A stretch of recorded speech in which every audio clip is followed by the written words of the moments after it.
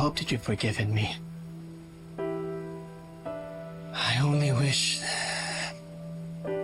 na magawa ko ng tama sa kanya lahat ng pagkukulang ko sa'yo.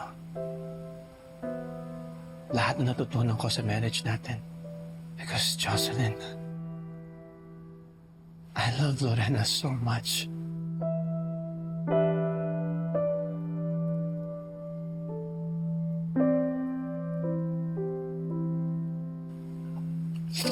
At ramdam ko na mahal niya ang anak namin.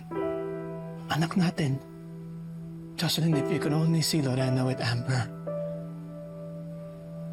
She loves her so much. And I hope that you're happy for me and Amber. Knowing that we're happy and safe.